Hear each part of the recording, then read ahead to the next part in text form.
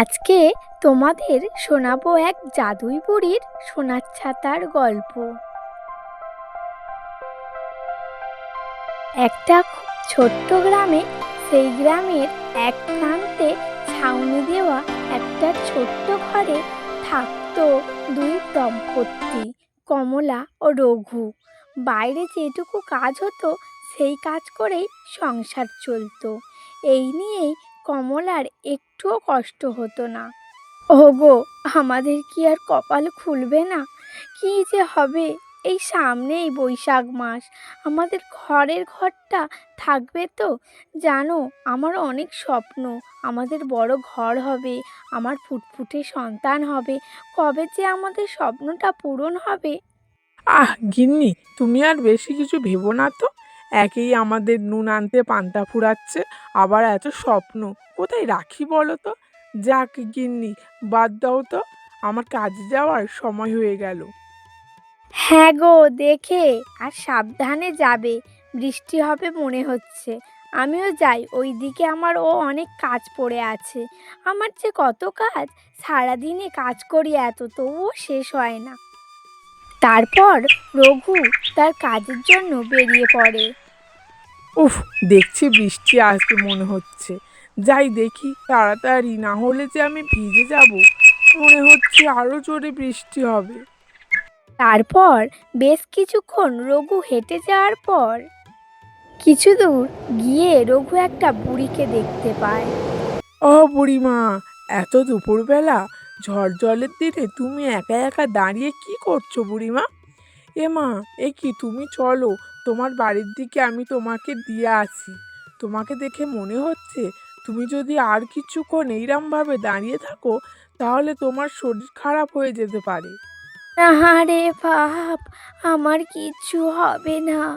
আমি দিক ভুলে গেছি, এইখানে চলে এসেছি। আমি ঠিক গুটি গুটি করে ঘরে চলে যাব। তুই যা ভাব তোর কাজে, আমাকে নিয়ে পড়িস না। এইসব কথা শুনে রঘুর মনে খুব কষ্ট হয়। না বুড়িমা, তোমাকে একা একা কিভাবে যেতে দিই বলো তো। আমার মা যদি আজকে হতো তাহলে আমি কি আমার মাকে একা ছাড়তাম নাকি? তারপর রঘু বুড়িমাকে তার বাড়ি দিয়ে আসলো। বাপ, তুই আমাকে এত বড় সাহায্য করলি, তোকে একটা উপহার দেওয়ার আছে। এই এই নে, তোকে একটা সোনার ছাতা দিলাম। এইটা একটা অদ্ভুত সোনার ছাতা। এই সোনার ছাতায় তুই যা চাইবি তুই তাই পাবি। তুই হলি একটা সৎ মনের মানুষ। তুই যদি এই সোনার ছাতায় তোর মনের ইচ্ছা পূরণ করতে চাস, তবে এই ছাতাকে একবার বলবি। এ কি বুড়িমা, এটা কি? এটা তো দেখে মনে হচ্ছে সোনার ছাতা। তুমি আমাকে দিলে বুড়িমা? জানো বুড়িমা, এবার মনে হয় আমাদের সব দুঃখ মিটে যাবে। এবার আমরা সুখের দিশা দেখব। তুমি অনেক ভালো গো বুড়িমা, তুমি অনেক ভালো। রঘু এইসব কথা বলে সে আনন্দে ঘরে ফিরে যায়।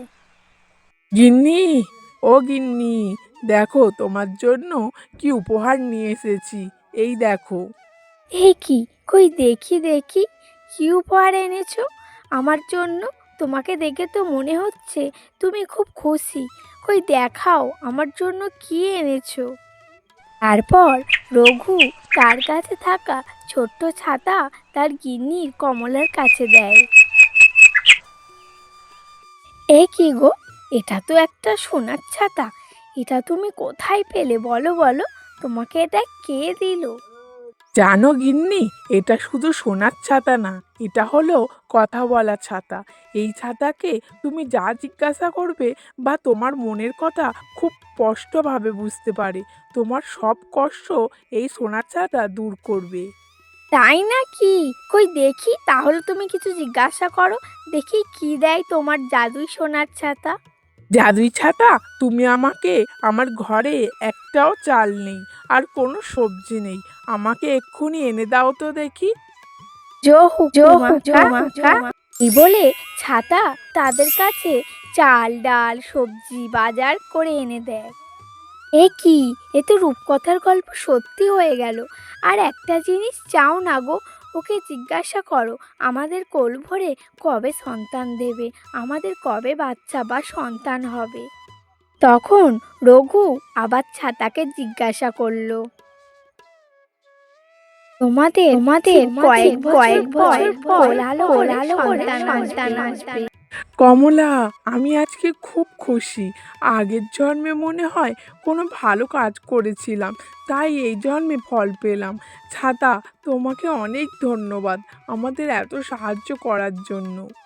পর ঠিক 1 বছর পর রঘু আর কমলা বাবা মা হলো, আর ওদের সংসারে কোনো অভাব থাকলো না। এইভাবেই হাসি খুশিতে থাকতে লাগলো।